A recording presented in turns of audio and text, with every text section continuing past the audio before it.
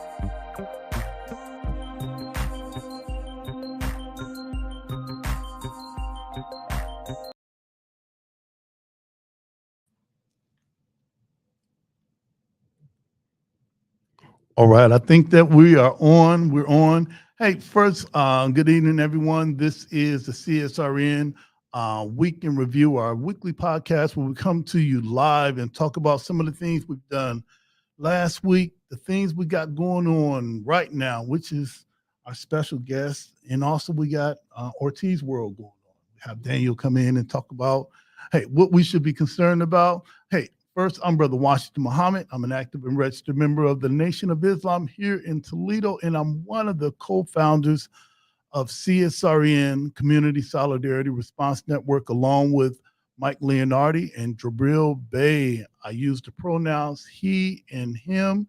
And what am I wearing today? Today, I have on my black hat. I've got on a white dress shirt, looking like I just came from work or fixing the ice cream machine at McDonald's. What else? I've got my beads on, got some chakra beads, got some other colors on popping off today. I've got my glasses on from Optical. This is Christian Moncrief. This sister has a optometrist bus that she will pop up anywhere. You can get your eye exam. You can pick out some frames. And I got some really nice gray, smoke gray frames going on. So I mentioned Optical, Twixt in Between, Christian Moncrief on our podcast. So obviously, I'm not expecting a discount, but at least half off next time, Christian. And as always, I'm dedicated to respecting, protecting, and defending all Black bodies, no matter the cost, no matter the gains or loss. This is the headquarters of Black Lives Matter and Justice or Else. Hey, listen, enough about me. Let's go over here to Jody. Who are you? It looks like you've got at least 5 or 6 more bracelets on and crystals. What's going on with you? Who are you and what are you wearing? What's up, everybody? Jody J. Summers, child of the system, better known as Spoken Truth. Just to kind of break the fourth wall type of thing. I'm listening to how the show starts. That is like really awesome from just introducing ourselves and everything. For those of you out there listening, sometimes you see me here, sometimes you see me with an apron on because I do cook and I work a whole bunch of stuff. That's right. I guess to describe me before the visual aid description and stuff for those out there, I'm a poet, author, illustrator, filmmaker, content creator. I write a whole bunch of stuff, run several boards around the city, became a kind of like elected official, which we'll talk about voting and stuff, but only like, I guess, alderman level, so you don't get paid, but you also do influence politics as far as endorsing people or picking your coroner or electricians and all that other good stuff. A way to see behind the curtain without actually having to be a cog in the machine. All right, but at least not yet. At least not yet. We're working on that. But anyway, no, but I've enjoyed finding my voice through talking to people and writing books and stuff like that. So while I do the work, I still keep myself grounded by finding ways to escape for mental health and just listen to stuff. That's why I was mentioning the listening of the show and what I guess a listener who is not watching us sees. But that was a long intro. I'm a brown-skinned big bear of man that is covered in tattoos and crystals and stones and bones and everything else from where I travel, where I go to. That clothing I'm wearing, the hat in particular, is my artwork that turned into clothes. The shirt that I'm wearing, and I'm going to lift it up because nobody ever sees it without the crystals. It's from Zombie Crawl. This year's Zombie Crawl. Shout out to the whole crew and everybody that came out and enjoyed themselves as adults and made the block look beautiful. All right. Yeah, and I think that's it. We got more spoilers. All right. Hey, listen, let's get right on. I wanted to ask, why is it that we do say what we're wearing and what we look like? Well, scoot a little closer here. So a lot of people are only able to, hear us in the background. We are on Spotify, YouTube, we do the Facebook Live and other stuff. And, you may be distracted. You just may want a warm, chocolatey voice in the background now. Hey, and obviously that would be my voice. All right. Okay. But to hear somebody on the other end that you can kind of relate to versus having to be distracted by peering into a blank screen. That's right. And also if someone is visually impaired. That too. hey, they can go ahead, listen in, and also get some of the texture of who we are and what we look like. Hey, listen, I'm really excited about getting to Brother Abel Muhammad and Daniel Ortiz. Hey, let's Yes. go ahead and kick it off with our mission statement. All righty. So, for those of you that are just starting, have been, or want to do some type of organizational business, entrepreneurship, grassroots, political, you have to start with a foundation. So, this is a very integral piece in our foundation, That's our right. mission statement, and that no matter who comes to the table, we've already built our own. So, we are the Community Solidarity Response Network of Toledo, formed on November 25th, 2014, the day after it was announced that the killer, a Ferguson, Missouri police officer, of Michael Brown, an unarmed teenager, would not be indicted.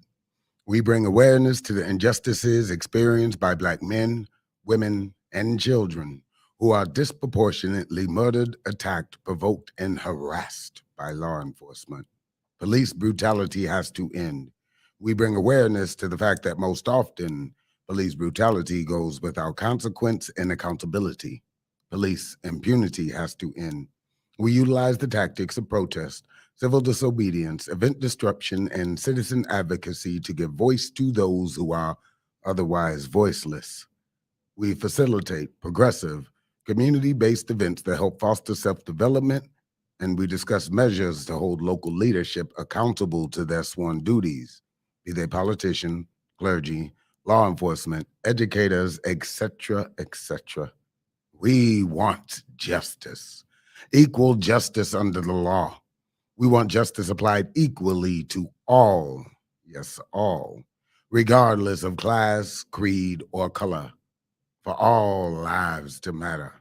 Black lives, yes, Black lives must matter. Injustice anywhere is a threat to justice everywhere.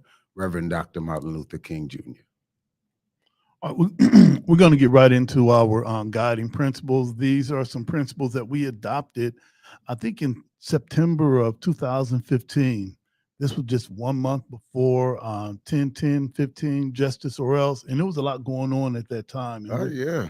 yeah, and we got an opportunity to go to the Capital. Movement for Black Lives convening in Cleveland, and then we boarded those buses and went to Washington D.C. And this is what we got from this, and what I took from this, and it just changed the way that I talk about liberation, that I talk about justice, and it includes us all. This is our CSRN guiding principles. All Black lives matter, queer Black lives, trans Black lives, formerly and presently incarcerated Black lives, poor working class Black lives, differently able Black lives, Black men and women lives, immigrant Black lives, Black elderly and children lives. All Black lives matter and are the creators of this space. We throw no one under the bus. We rise together. Ashe? Ashe. And that means one who changes a thing or one who makes a thing happen. Thriving instead of surviving. Our vision is based on the world we want, not the one we're currently in. We seek to transform, not simply react. We want our people to thrive, not just exist. Think beyond the possible. Ashe? Ashe. Experimentation and innovation must be built into our work. Embrace the best tools, practices, and tactics and leave those behind that no longer serve us. Ashe? Ashe. Evaluation and assessment must be built into our culture. Critical reflection must be a part of all of our work. We must learn from our mistakes and our victories. Ashe? Ashe. Principled struggle can exist in a positive environment. We must be honest with one another by embracing direct, loving communication. Ashe? Ashe. Love, self-love is practiced in every element of all we do. Love and self-love must be a driver of our work and an indicator of our success. Without this principle and without healing, we will harm each other and undermine our movement. Ashe? Ashe. 300-degree vision, 360-degree vision. We honor past struggles and wisdom from elders. The work we do today builds the foundations of movements of tomorrow. We consider our mark on future generations. Ashe? Ashe. Self-care means we build resilient spaces by budgeting time, energy, and resources for healing. Self-care is a regular, consistent, intentional, and essential practice. Ashe? Ashe. The most directly affected people are experts at their own lives and should be in leadership at the center of our movement and telling their stories directly. Ashe? Ashe. Training and leadership development should be fundamental. Our movement must constantly grow and leadership must constantly multiply. Ashe? Ashe. Those are our guiding principles. Jody, we're going to take a short break. We're going to come back. And man, I've got to get to Brother Abel. I'm going to come back, and there's a couple of other things I really want to talk about, and particularly O'Shea Jones. You might see in the background, we've got just a little bit. Yeah, Stand with O'Shea. Hands off O'Shea. If you don't know, now you know. It don't stop. This is CSRN Weekly Podcast, Week in Review. We'll be right back.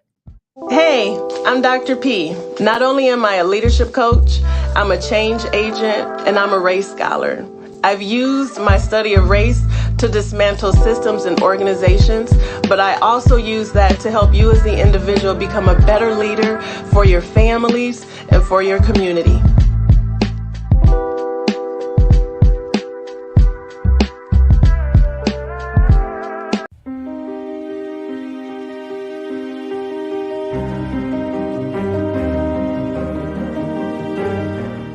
Now you can get the same uncompromising truth you've come to expect from the Final Call newspaper on all your connected devices. Subscribe to the Final Call digital edition today. Go to subscribe.finalcalldigital.com.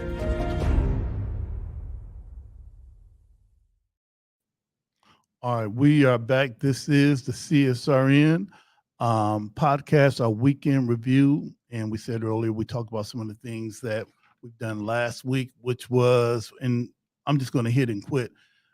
We had national news here in Toledo. All right. National news, ABC News. I guess that's world news tonight. Wanted to know our take on not only community safety, but also the state of politics, not only in Toledo, but nationwide. So shout out to CSRN for making it there and for shout out to our comrades that joined us as well. Right. So our sister Avis Files from Brothers United and David Bush from Save Our City. Yeah, and Mad Poet Society and a whole bunch of other stuff. You know, we're all all multi-talented people. The Violence Interrupters. Yeah. All right. He does that too. And yeah, I'll get the official name of what he is, but Dave, you already know. All right. Hey, listen, I'm gonna bring up this brother's picture of the tech team to help me out. This is our brother Abel Muhammad. We had talked earlier about going to 10-10-15. Yes. All right. This brother was speaking in Washington, D.C. And I think this was maybe one of the first times a lot of people saw this brother and like, what? Nation of Islam? Okay. Hey, he don't look the part. All right. Well, some of us, we have a limited knowledge, so we really don't know. But what I also wanted to do is just show you a short clip of this brother. I don't know if it was in 2013. He'll tell us. Original family of the planet Earth. I want to greet you in the greeting words of our forefathers in the ancient language of Arabic. Assalamu alaikum. How is everyone feeling? I too am fine and humbled and honored to just have a few moments with you this afternoon to share with you, since we have so many youth, and I'm a young person myself. Hopefully you are too. But I wanted to share with you, especially my young Black and so-called Latino brothers and sisters, whether you be a Black man born in Chicago or New York, the descendants of slaves brought across in the hulls of ships from Africa, or whether you be the descendants of our original people of the Western Hemisphere that were in Puerto Rico and in Cuba, that were in North America and in Alaska and in Mexico, into Central and South America. I want to say to us as young people in particular, that we must recognize today that we are one family and one people. And I want to echo all praises due to Allah. I want you to know that the man you're going to hear from today, though he's a Black man born from among you, as a leader and a gift from God for you, he's our gift too. Because as we came naturally from you as original people, when you look at me with my slightly different complexion, slightly different hair texture. I want you to recognize that we are family because we are a universal people. We come in all shades and colors, and we speak all languages because all of it came from the original black man of the planet Earth. All praises due to Allah.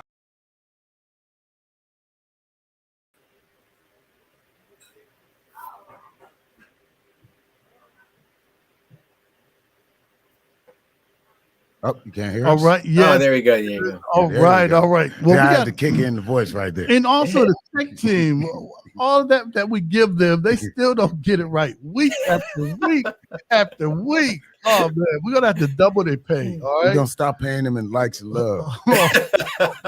All right. Okay. All right. That might. All right. Hey, listen, family. If you're joining us on Facebook or Instagram or YouTube, this is look. I'm not going to introduce them. All right. We do like we normally do, brother. Who are you and what do you do?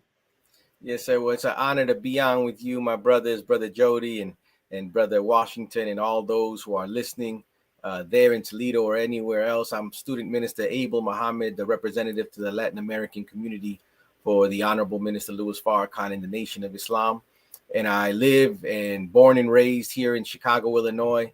And my work is really to help and assist the Honorable Minister Louis Farrakhan in bringing the message of not only the empowerment and the healing, but the life-giving teachings of the Honorable Elijah Muhammad to all of our people, which includes, yes, of course, the Black man and woman of America, but also people whose roots are from the Black people of the earth, but not necessarily in the United States of America.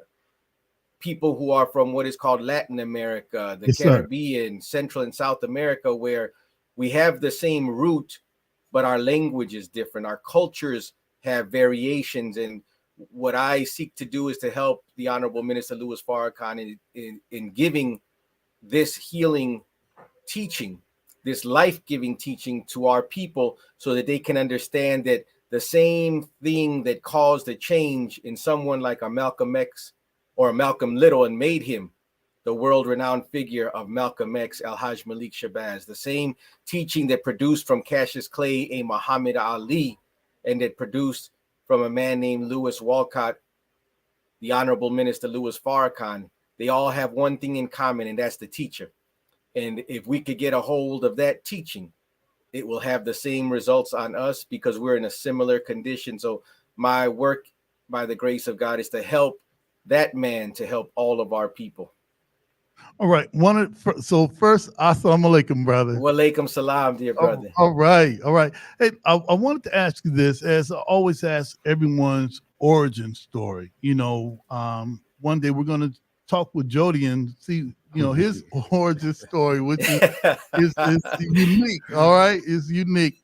For you, when did you realize, hey, listen, hearing this truth, when did you realize, hey, I need to join on? I mean, you could have easily have been a supporter. Right. Right. You could have easily been a spectator. You could have easily have been a fan. All right. What happened that made you convicted that you wanted to join on in this and do what you do now? You know, brother, it's interesting. I was introduced to it in high school. And there was a brother who was a year or two ahead of me in high school when I was just a sophomore or a junior. And we were at a study hall table. Okay. And he was sitting at our table and he had this book sitting on, it was the beginning of the school year. I didn't know him. And it was a book sitting on top of the table. It was this book right here, How to Eat to Live. Oh, yes, sir. Yes, sir. And all I remember seeing was these words at the top where it says, from God in person. And I remember looking at it like, well, I've never seen a book. Even the Bible doesn't say anywhere on it it's from God in person. That's so correct. I was looking at it like, man. And then I saw the picture of the man here who I thought was, you know, from Asia someplace. Right. And I said, hey, let me see that. And he let me read the book. I read it literally in a night, 1 or 2 days maximum. Wow. And I was not a reader. I was not somebody who enjoyed reading or would read even when it was required in school. So I was really flunking out of school at the time because I just felt a void in my life. But when I read those words from the Honorable Elijah Muhammad in that book, it just resonated with me. And I came back to school a day or two later and I said, brother, that was really interesting. What else do you have? And he said, well, I don't know. I think I know what I'll get you. He goes, but I'm not going to lend you the next book because I know you're not going to give it back. So you know how that goes. Right? He said, so is this book? It costs $10. So my birthday was coming up. I told my parents I need $10. And I'm like, okay, whatever, to buy a book. Here you go. And it was this book right here, Message to the Black Man in America. And this book here, it answered all of the questions I'd ever had about God, about life. And it just resonated with me. And I didn't know who Elijah Muhammad was. I didn't really know who Minister Farrakhan was at that time. You're talking about 1992 or 3, right around that time, Wow. 91. And I had heard the minister in rap music, but I didn't know who I was listening to. I had heard him on Public Enemy's album, and I'd heard him on Big Daddy Kane's music, and I'd heard him on Brand Nubian. I mean, all of these people that I love to listen to, but I didn't know who or what I was listening to. And I went in search of Elijah Muhammad. And back then we didn't have Google and we didn't have smartphones. So I had to go to the library. And when I was supposed to be doing a research paper, those skills that they were teaching me, I started looking up on the microfilm and the microfiche, Elijah Muhammad. And when I found him, they said that he had passed in 1975. And I still had this longing to figure out who this man was, and all this wisdom I had read, it had to be someplace. And I found my way to hear the Honorable Minister Louis Farrakhan, not in person, but on a cassette tape. Those who don't know, it was tapes we used to have back then. And it was Savior's Day 1992. What really happened between the Honorable Elijah Muhammad and Malcolm X? And I went to purchase the tape. It was 3 tapes because it was that many. Each tape only held an hour, and the minister used to speak to 3 or 4 hours. I went and bought the tape. I got home. I put it in the machine. And when I put it in the machine, it was the wrong label on the tape. It was actually tape number 2, and it should have been tape number 1. But exactly where tape number 2 started is where Minister Farrakhan was talking about Columbus and the Indians. Oh, yes, sir. And how, and we just happened to have celebrated so-called Columbus Day yesterday. So it's interesting that we're talking about it today. That was my question. I wanted to know where I, as a so-called indigenous person, a Mexican, a child of the indigenous people in the Western Hemisphere, where I fit into the teachings, because I had never referred to or saw myself as Black. Right. But I knew that this message to the Black man in America, it just settled well in me. It answered all my questions. And the minister said, well, the Indians, they're not really Indians. Columbus, seeking a route to India, found these people and said, well, if I'm heading to India and I found you, you all must be Indians. Yes, and sir. Named us after his ignorance. Yes, sir. But he said, they're not Indians. They're the original people. The light went up.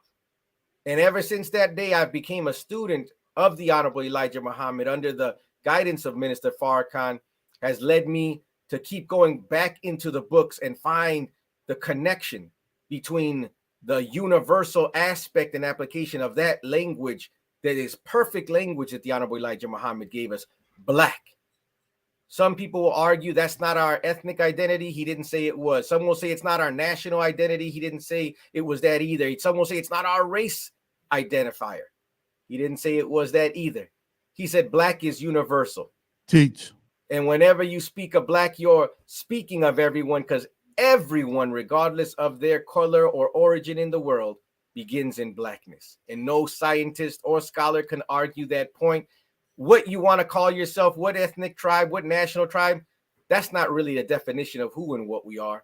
Who and what we are comes from the originator himself. And that was and became my quest, if you will, to see how these teachings I knew and I sensed had a bigger reach than my limited high school understanding had. And over the last now going on 5 years, or what year will I be in? Yeah, I'm going into my 25th year as a registered member of the Nation of Islam.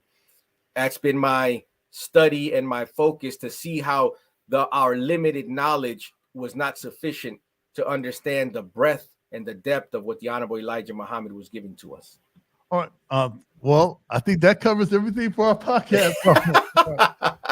It's awesome speaking with you. And when this year, we wanted to do something for Hispanic Heritage Month. We normally do things for Black History Month and other things. So we said, well, let's take a different approach.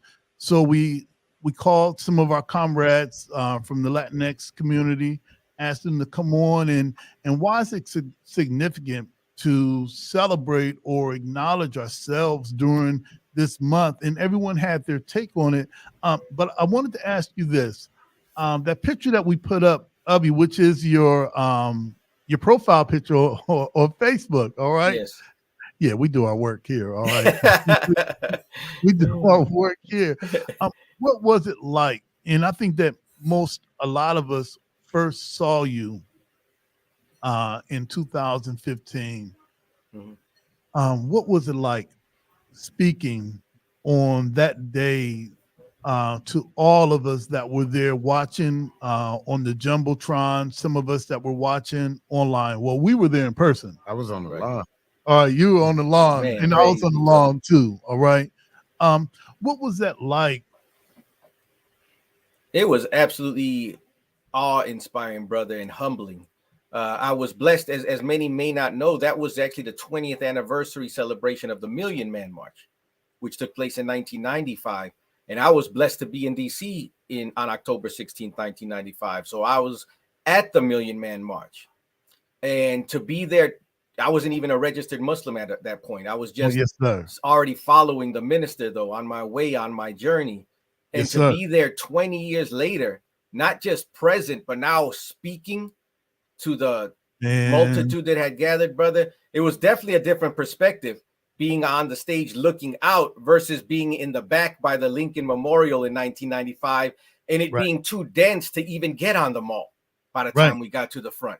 I mean, it was just awe-inspiring, but to see the unity of our people, to see young people, Black, Mexican, Puerto Rican, those from Cuba, those from Brazil, just different places, our brothers and sisters from Panama, our brothers and sisters from Venezuela, our brothers and sisters from Jamaica, from Nigeria, from Ghana, so many that were there.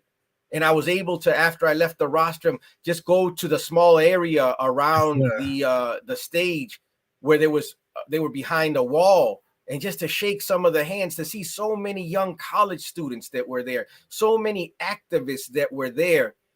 I can't compare that day to any other day, except for the day that my children were born, the days I should say my children were born, because it was like seeing the birth of a beautiful unity that my heart had longed for since I became awake, and to be able to have the honor and undeserved privilege to just speak some words to them that day and present our Native family and our Latino family, so-called, to the community, and that we might see our unity and our shared struggles and our common promised destiny. It was a beautiful, just awe-inspiring sight. And I had forgotten that it was already 7 years ago. The time goes by so fast, brothers. That's right.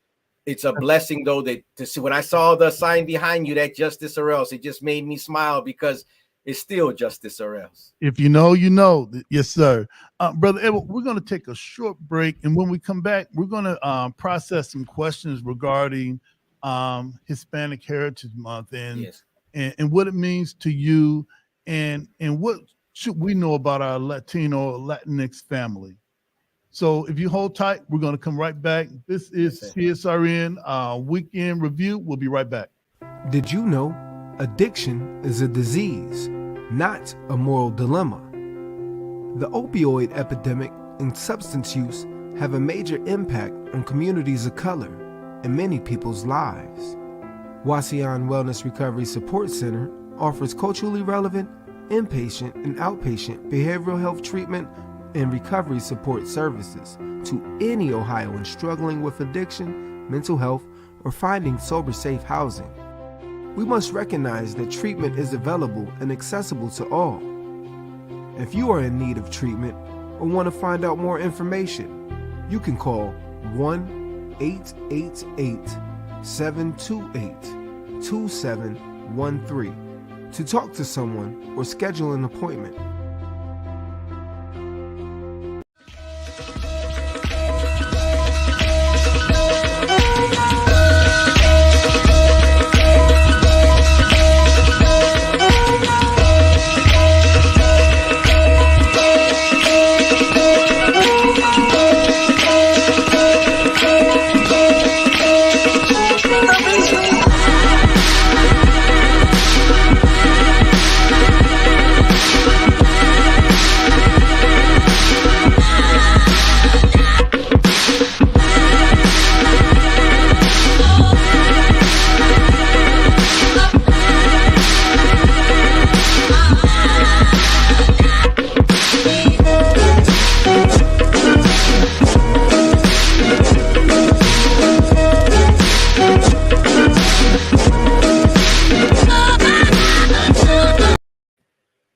All right, we are back. This is the CSRN Weekend Review, our podcast where we talk about some of the things we got going on right now, things that we did last week, which we talked about ABC News coming, and some of the things that we got coming up, which is early voting is coming up, why people need to be involved, and then some of the things that's going on in the community where we got some solutions regarding domestic violence. This is Domestic Violence Month, so right. And a lot of us as brothers, we got some work to do. We do got some work to do, but right now we've got our brother, student minister Abel Muhammad, all the way from Chicago, Illinois. All right, I was just there not too long ago. Oh man, I wish I would have known we could have heard you speak some truth, brother. Spoken truth. I have videos. Okay, please, I'd love to see him and let us know next time you come through, because we'd love to support our brothers and our sisters as well from that community of arts, because you all influence our people in such a beautiful way, and the way that you express the divinity of your being through your art and your talents is just always inspiring to those of us who are doing this work as well. We need to be fed and inspired too, and you all do a wonderful job of it. Thank you. And you know, the Honorable Minister Louis Farrakhan said that one poem from you is more powerful than 1,000 speeches by us, because our cultural arts and cultural community has the ear of our young people. That's right. And you have never heard of any type of movement starting with geriatrics. It doesn't happen. It doesn't happen that way, and it's not. Hey, listen, we got a couple more questions that we want to ask you, brother, and we want to thank you for your time today. Our next question is Hispanic Heritage Month.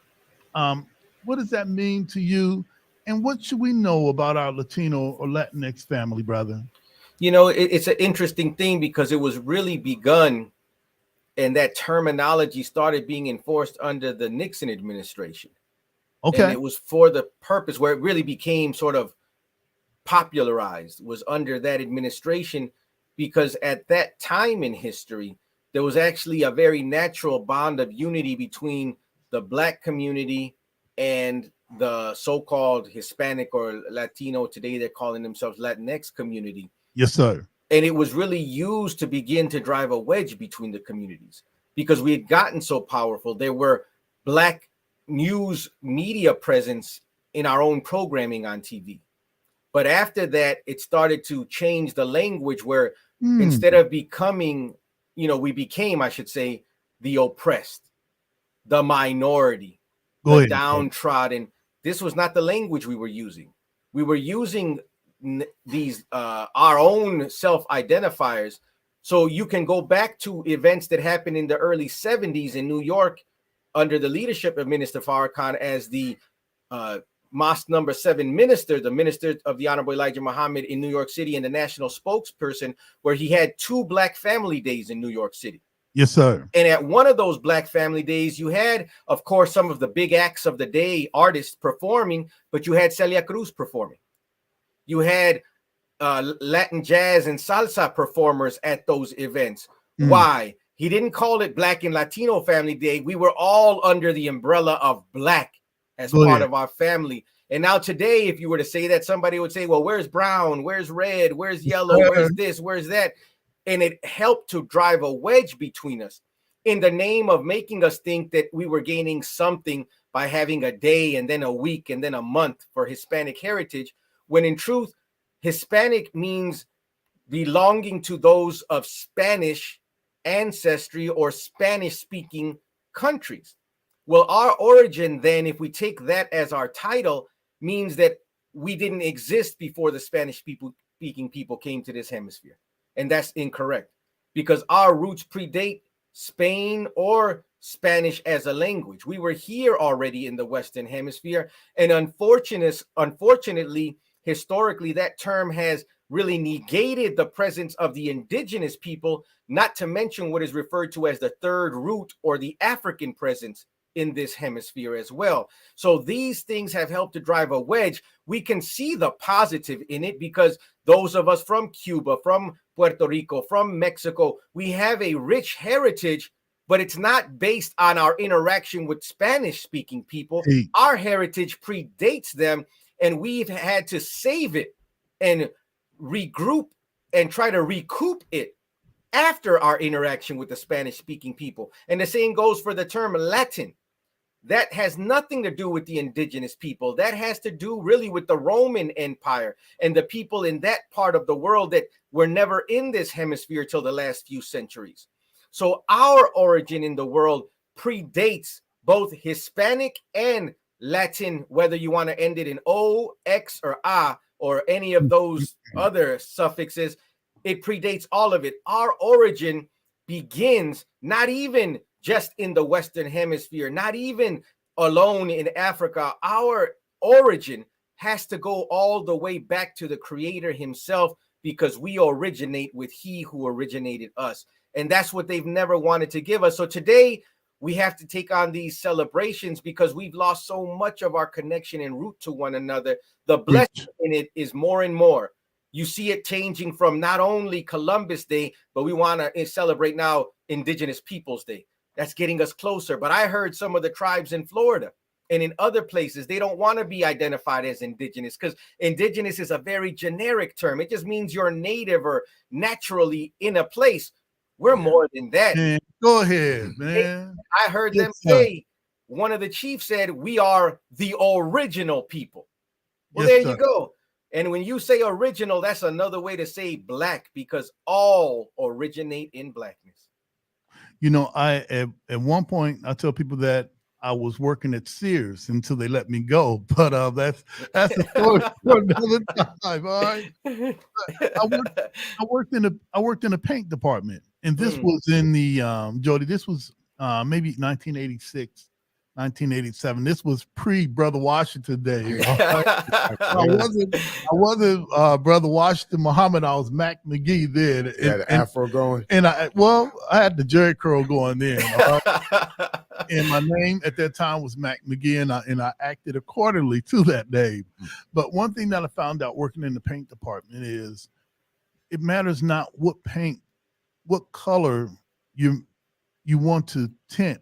There's black in it. That's right. That's the first color. So you're not going to you can't even get white without black. Yep. All right. That even has a color to it. And black is in that. And I'm so glad that you did everything, Brother Abel, that we could have ever spoke ourselves. And I utilize these days, these months, and bring on guests that's going to give you not only, yes, it's cool that we celebrate Black History Month or Negro History Month, but you know, it's much more than that. I want you to dig deeper. Yeah, that's right. That's right, Jody. That's right. But you know what? We're headed that way. But I'd rather meet you at Hispanic than to try to beat you over the head with original. Right. So we're going to bring you along, and we're going to have our brother Abel on to help bring you along. Yeah, and you know, brother, it's not that it's wrong. If that's how you want to identify, that's better than identifying as nothing. At least it's something. But like brother said, we got to go deeper, because the more you start looking, you'll see that I didn't begin with this. This isn't enough to tell you who I am. You know, it's not even appropriate once we learn it. But that's not to say there's all just throw it away. No, it's got some value. Just like the baby at first doesn't necessarily know mom's name or can't say it. So they just say ma, or they just cry. But at a certain point, they start to learn better. They know better. And they now are more defined in their language, refined in their expression. It's no different with you or us. So we're not saying that to throw away anyone who has pride in that. I have pride in my Mexican upbringing, my Mexican family, but only because I understand that I'm not talking about a surface nationalism. Nationalism is good, but it's limited. And what we want is a universal expression that can cover the nature of things that undergird everything that we see. And that's what we've been given, root knowledge. And brother Jody, I'm sure you know, you can't get much deeper than the root. Once you hit the root, you're good. Yeah. As an artist and an entertainer, a lot of people come up and ask me without seeing my bio and stuff, what is your genre? And I tell them life. They start baffled, like, well, what do you like more? All of it, right? Every individual facet, the good, the bad, because how can I understand me if I don't know what's wrong? If I don't know how to educate myself when I don't feel something is right. That's right. And, you know, I'm blessed for several weeks now since Savior's Day, when the Honorable Minister Louis Farrakhan gave the swan song. Right. We had Christians and a Christian church from the Mexican community come and visit us for Savior's Day. And there's young people who were there from different places in Latin America, mostly Mexican, but some from Puerto Rico, the Dominican Republic, and other places. And they loved it so much that they invited me for a month to be their Sunday keynote speaker at their church. Beautiful. Wow. And there were white people in the church. There was black people of all different shades. There were people from different parts of Latin America and the diaspora. And what we shared with them was the teachings of the Honorable Elijah Muhammad. And they accepted it because it was about improving themselves, not about converting them to my way of thinking or your way of thinking. It was about them digging in, like you said, brother, digging deep into themselves and getting to the core of who are you really? Not the label, not the identifier, but who are you really? And when you get to that core, you'll find that that's where we can really have oneness with one another. But as long as we're defrayed and deterred by the misnomers of the false identifiers, we never get to be who we really are, which means we really never can be united. All right. Hey, before we leave, I wanted to just say we've got the Holy Day of Atonement coming up on the 15th and 16th. Brother Abel, for you, I was there on October 16, 1995 as a registered Muslim. And I think that was what made me Brother Washington. All right. When I came back, it was like, hey, look, it's all on us. No more blaming anybody. It's all on us now to do something for ourselves and point out the wrong in ourselves and improve ourselves. Why should we now, just for you, Brother Abel, why should we support the Holy Day of Atonement? Why should we tune in to NOI.org on that day? You know, first, I think it's because it's an event that they've really tried to remove from history. You don't find it in the history books. And if they do have it in there, a mention of it, they don't mention the man who called and nearly 2 million men responded. That's right. Just like they have the man over what you see on my shoulder on this side here, the Honorable Elijah Muhammad, they've tried to write him out and they want to just raise up his students. Yet the student who did the most miraculous event in the last generation that's over this shoulder, now they want to write that event out of history, or at least the man who helped organize and call it.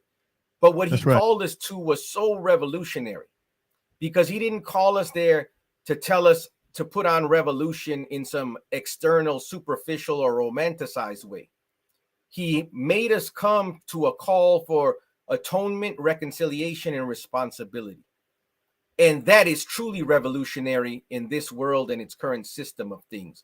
So that day and this weekend, when we celebrate the anniversary, the 27th anniversary of the Million Man March, I would encourage everyone to tune in so you can see and hear for yourself what it was that the Honorable Minister Louis Farrakhan gave to us from God on that day. Not just, it started, yes, with the black man first and foremost to give him the vanguard position, but those 8 steps of atonement, that process of reconciliation, which is the step towards unity and harmony and peace, is a gift that he gave through the black man to every human being on the planet. So this that we're inviting the black man and woman in particular, and first and foremost to, is not limited, because truth and knowledge and wisdom is the gift of God to every human being, but he gives it through a people of his choice. So we invite you to look at the people of God's choice and hear what God has given to every human being through that people, so that we might recognize and accept that gift when we see it. I want to thank you, Brother Abel, Muhammad, student minister, Nation of Islam in Chicago. This has been definitely an honor for us, brother. We thank my you. honor. My honor. And next time I'm blessed to be in Toledo, I got somebody to look up to now that I can give a call. So hopefully I'll get to see you in person. I was going there about once a year on business, and I haven't been there since the pandemic, of course. But if it is the will of God, next time I'm there, I'd love to see you brothers in person. Awesome. All right. Thank you, brother. And we want to leave you in the greeting words of peace and paradise. Assalamu alaikum. Wa alaikum salam. Thank you for the honor. Yes, sir. Hey, that was our brother Abel Muhammad. We're going to take a short break, and we're coming back with Daniel Ortiz, Jody. Yep. All right, so you already know what it is. This is CSRN Weekend Review. We'll be right back.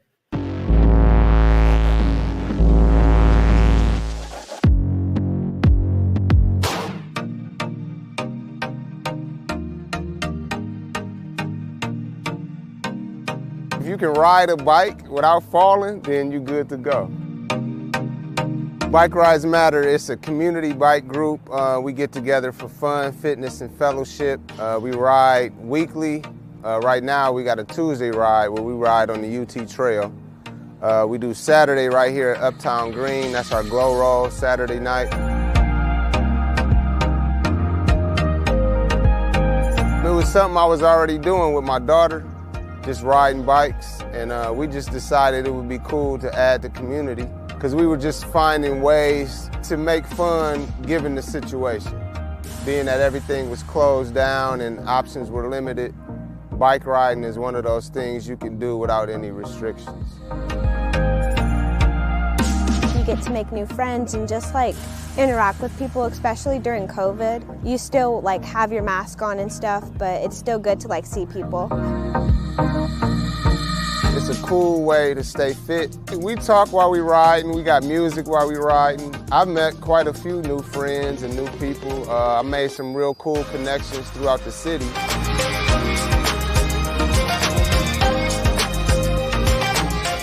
Take advantage of the time you have. Take advantage of this pandemic. I know it's a lot of restrictions, but you can be creative and find new ways to have fun, one of which is this right here.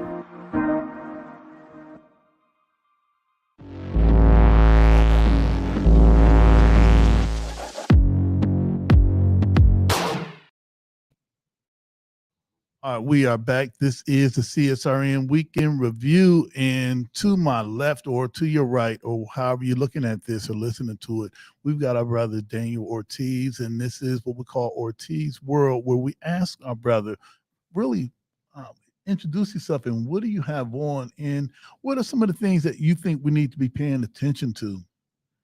All right, well, thanks for having me, as always. My name is Daniel Ortiz. Today, I am wearing a bright red CWA Local 4319 shirt from the Labor Day Parade this year. I got to march with them.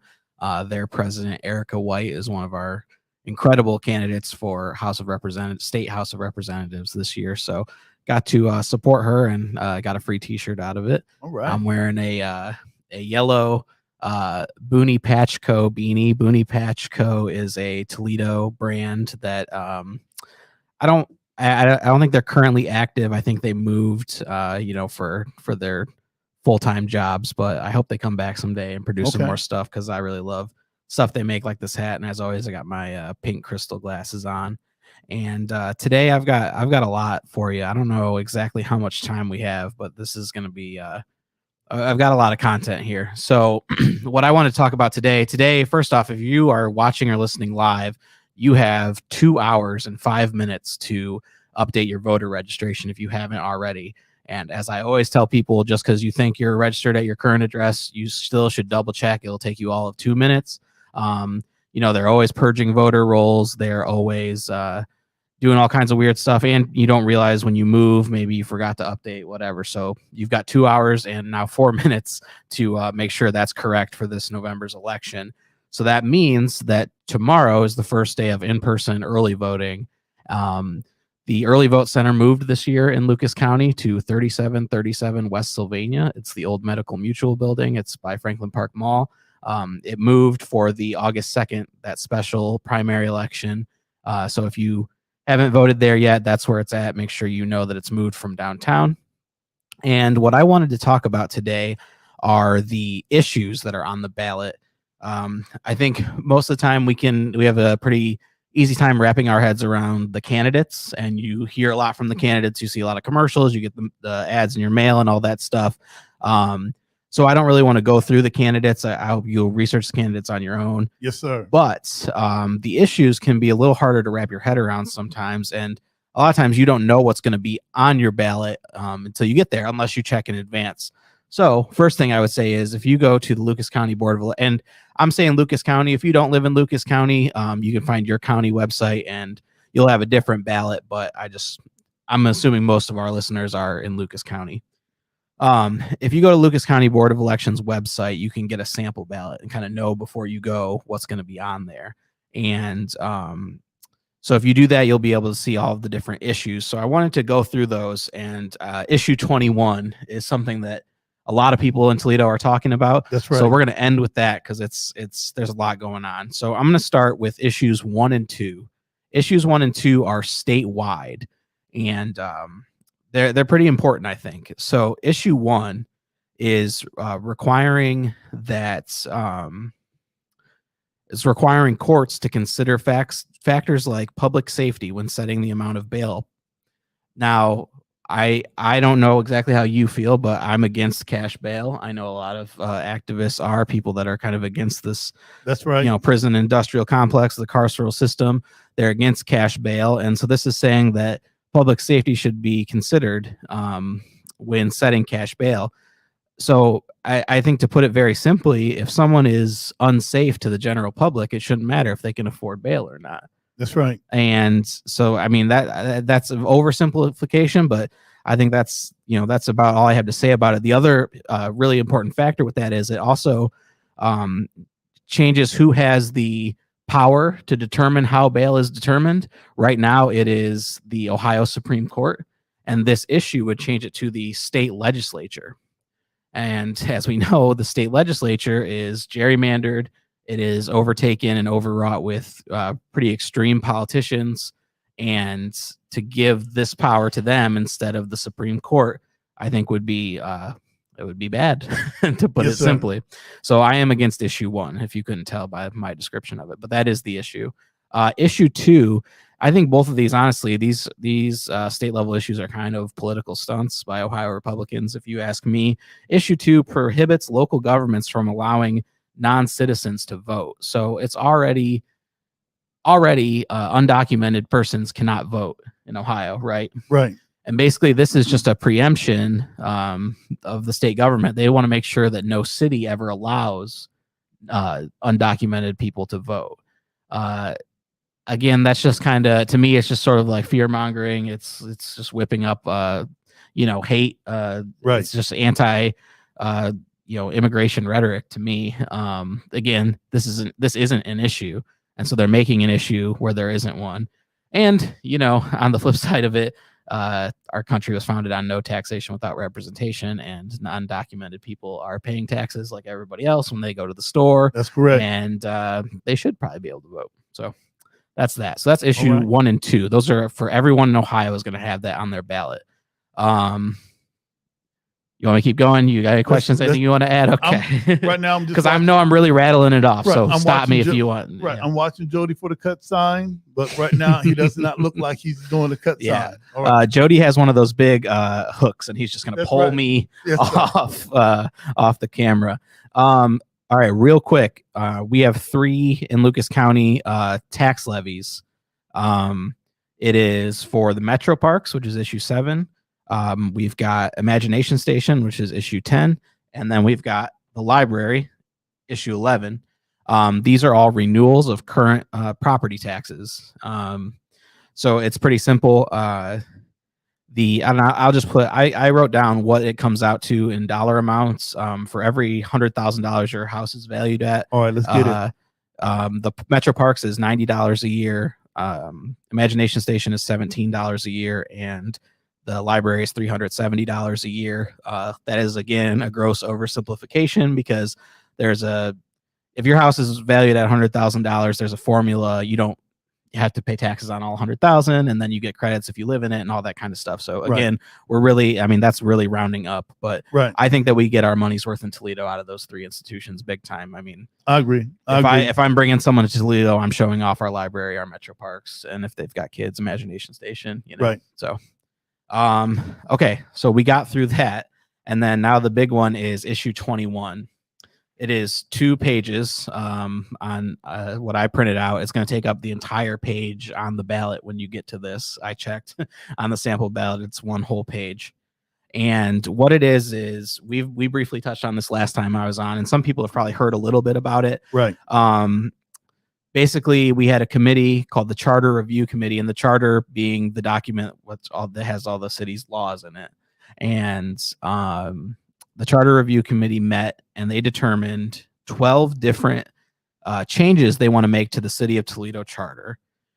They recommended that this go before the voters to City Council, and City Council agreed and sent it onto the ballot, and it got assigned issue 21.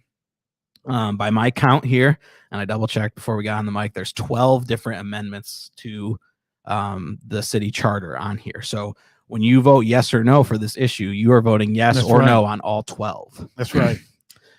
There's a few things that even I don't fully understand. I actually sent out an email to a lawyer I know asking if they could explain it to me. They didn't get back to me as of this recording. I want to make sure I'm giving people the correct information, Okay. So there's also some pretty there's a lot of bureaucratic stuff on here that I think doesn't have a huge impact, in my opinion, at least. So I'll just go over a couple highlights. Let's do it. This first thing is actually really good. It removes the requirement that a candidate who has filed a nominating petition for a primary election must also file a written acceptance of nomination with election authorities. So if you file, you get all the signatures you need. Right. You get on the ballot, and then they send you a letter that says, hey, you made it on the ballot. Do you still want to be on the ballot? And to me, when I did that the first time I ran for city council, I was blown away that I had to do that. No one told me that was coming. You get 5 business days to respond. And that almost just seems like a way to throw people off the ballot to me. Right. So that seems really unnecessary. So I do support that. And then this is another one that I think is pretty exciting especially for organizations like CSRN. It reduces the amount of signatures required to initiate a ballot petition or a referendum or a new ordinance from 12% of the total number of votes cast for all candidates for mayor in the most recent general municipal election. It reduces it from 12% to 7%. So right now, for citizens to come together and get something like this on the ballot, right, you need 12% of all the people that cast a vote for mayor in the last mayoral election. Okay. This reduces it from 12% to 7%. Okay. So that's several thousand less signatures that we would need if we wanted to get something on the ballot. So something to think about. All right. And then there is this issue which I know that the current administration has been focusing on.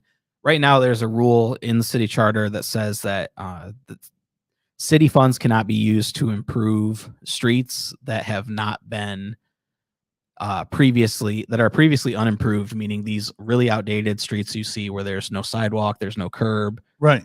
Some of these are practically gravel streets, these residential roads. Because of this law, the city cannot go in and repave those streets. They actually have to improve them first. And this changes that, so they could just simply repave them. So, I feel like we shouldn't have any streets without sidewalks or curbs in Toledo, but I understand that that's a much bigger project than just filling a few potholes. So, right. you're going to see this entire issue 21 be boiled down into improving the streets when it's just one fraction of what it's actually doing. There is another change right now for any purchase or contract of an expenditure over $10,000 has to go before city council. They want to raise that threshold to $25,000. So I think a lot of people are initially cynical when they hear that, right? Like, okay, you want, the mayor's office or whoever to be able to spend more money without running it by council. But when you consider that it's been $10,000 for a really long time, I think the pro argument would be, hey, inflation, costs have gone up on everything. I've actually talked to city employees who say that $10,000 threshold creates a lot of waste in their job, because it's like they we're working on big citywide projects. Of course, we're going to have expenditures that go over 10,000. We have to run it by city council every single time. That really slows it down. So that's just and then obviously the other side to that is you don't want the government just wastefully spending money, right? So those are the kind of two sides to that. Now the big one, you want to talk about cynicism? There's a lot going on with this one. This is funny because it's one change, but I think it affects two different things. I'm just going to read it in its entirety. Amend Chapter 6, Section 87D to be amended to clarify that if a city council member is appointed to serve the remainder of a city council term, that the service in the appointed role will not count against the 12-year limitation on consecutive service. And to increase the number of consecutive terms a person may serve as mayor from 2 to 3. So, two things. Go ahead. It's right now we've got several members of council. Well, right now it's just 2 technically that were appointed to their seat. Right. So Van East Williams is my district rep. She was appointed in 2020, and she I assume will be running for re-election next year. Well, for election next year, she's never been elected. So it's saying that basically her 2020 to 2023 will not count against her term limits. If she runs next year and wins, then that kind of starts the clock for someone like her. And I'm just using her as an example because it's top of mind, and she's my district rep. And then the big one is increasing that consecutive term limit for mayor from 2 terms to 3. That's on the ballot this year for us to vote on. Now, one of the things that we talked about was, and I know I'm cynical and skeptical of a lot of things, but we also talked about having Mike Beasley come on. And so would you say that now is a time to maybe have him come on? I would love to hear from him because I mean, he's worked in and around government for a really long time. I know he's really well respected in the area. I mean, he's been here forever, and he's just one of the people that is in this committee that recommended all these changes. So it would definitely be interesting to hear directly from, someone that was in that room. Why I would like to know 2 things,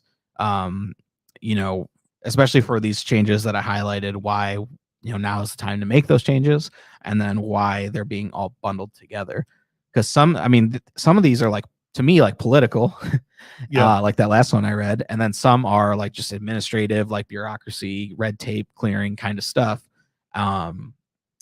It almost seems like they should be separated, but I don't I don't know the inner machinations of how this normally works. And I noticed when I went to pull sample ballots, other townships and I think Sylvania and Maumee, other places are doing city charter amendments this year too. And I don't know if theirs are as extensive as ours, so this is a normal thing that happens, but I would definitely be interested to hear more. All right, well, let's get involved. Hey, listen, we're going to take a short break. Yeah. We're going to come back. I think Jody's motioning me for, hey, let's wrap it up. Come on, Jody. Yeah. The hook is coming my way. Right, we just got started. Hey, listen, this is the CSRN Week in Review. We'll be right back.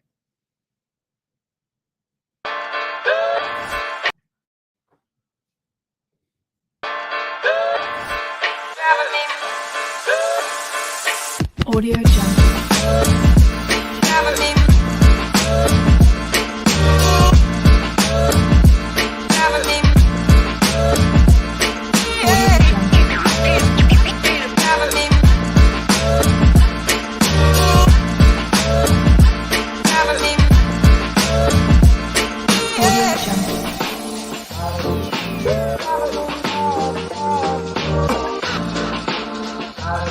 Audio Jungle. Audio Jungle. Audio Jungle.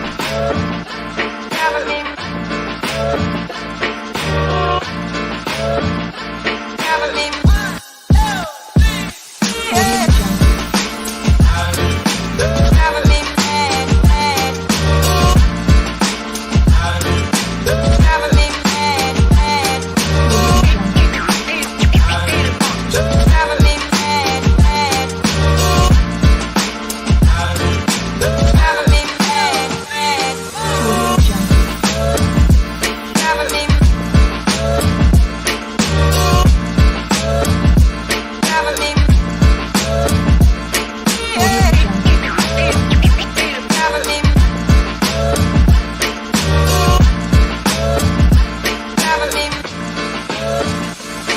Audio Jungle.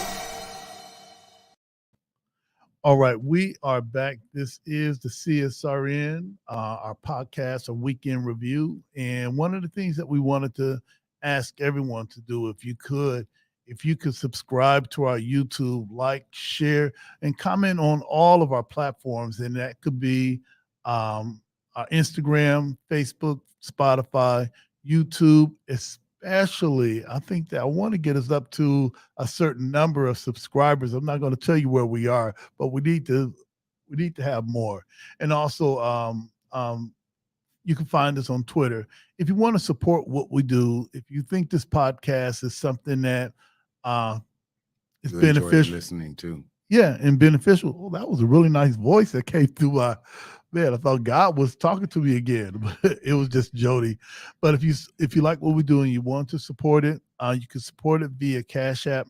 That's hashtag CSRN 419. If you want to support us via PayPal, CSRN 419, and on YouTube, it's Community Solidarity Response Network. Subscribe, hit the notification so that anytime that we're doing anything, and particularly a podcast, weekly podcast, you'll get that notification and come on in and share it, and even comment like Anika Fields. All right. Hey, we shouted her out. Shout out Anika. Hey, what's up? All right. Hey, Jody. So we're gonna do our wrapping up some loose ends. Then we're gonna get to 5 minutes of heat. You're everywhere, often. What are some of the things that you're involved in, and what are some of the things that you think we should be paying attention to as far as things that's going on in the city? All righty. Well, they're actually, as I open the show, this is Domestic Violence Month. So there are a lot of programs going on around that. I'm going to step into that because there's a few going on this weekend.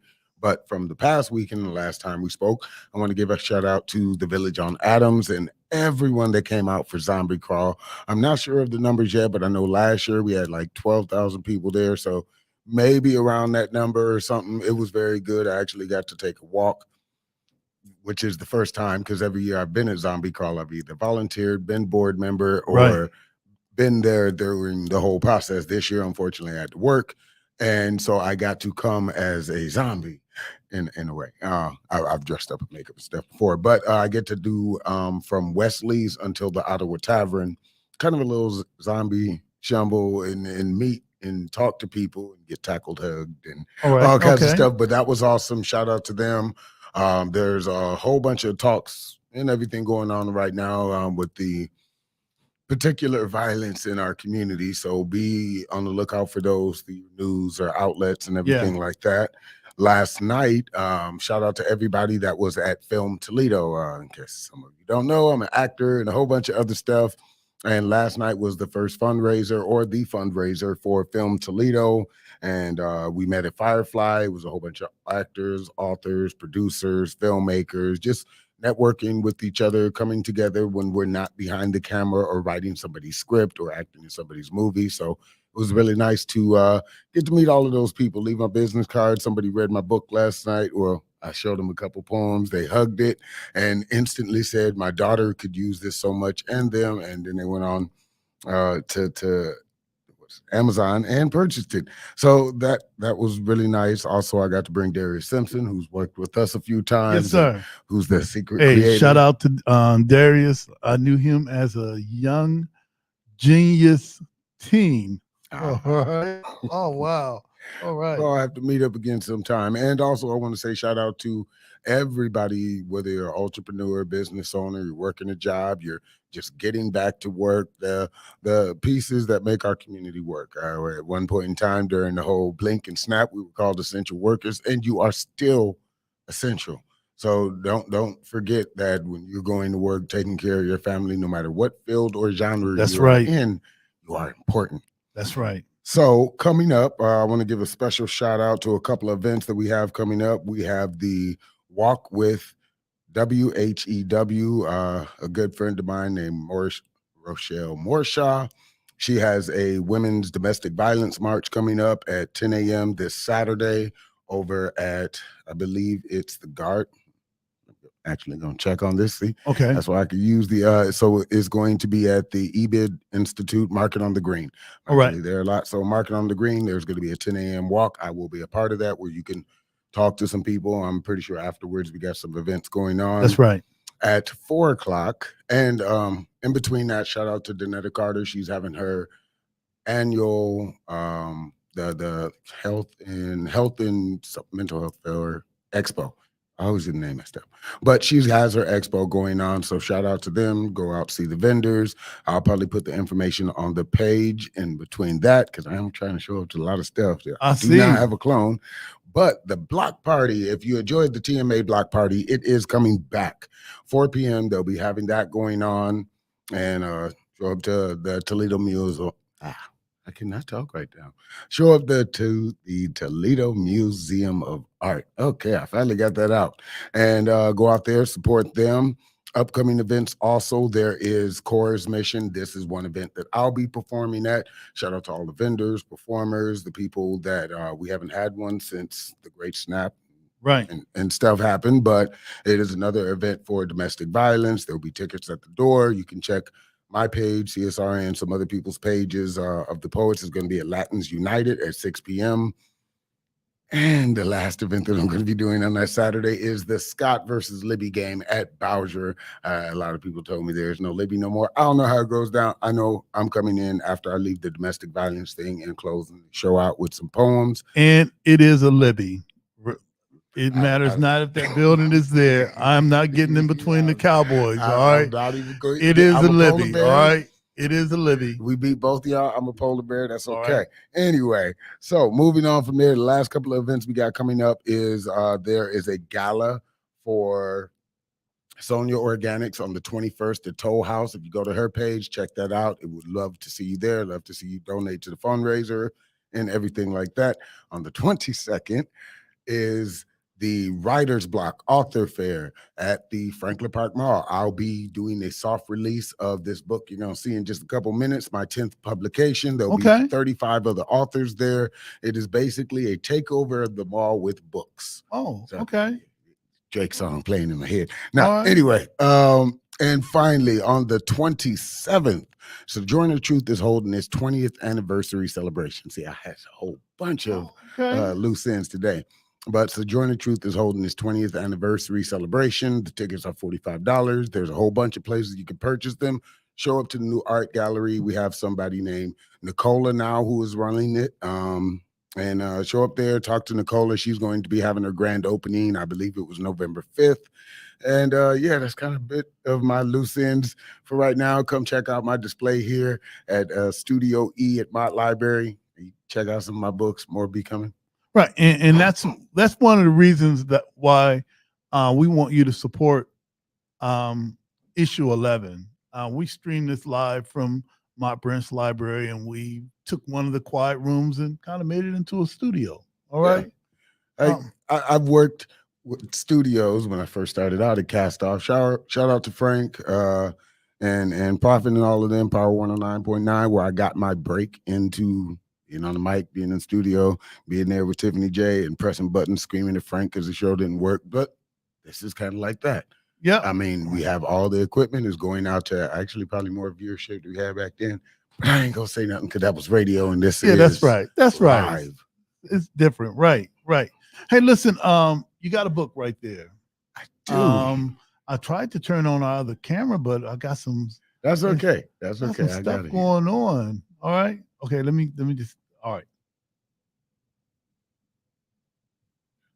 All righty. So that's the back of the book. We got some Okay. shinies and stuff. Go bring it a little bit closer up to the mic so you can kind of see Okay. it. All right. Yep, that's it. That's that in. Yes. So this is the hardcover that you guys probably saw on on that the other day. The book that I was talking about. The woman read a couple poems, hugged it, and instantly went to go buy it.